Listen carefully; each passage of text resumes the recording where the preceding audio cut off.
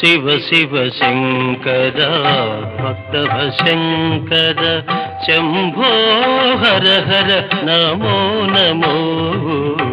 Shiva Shiva Shankara భక్తవ Shankara Shambho Hara Hara Namo Namo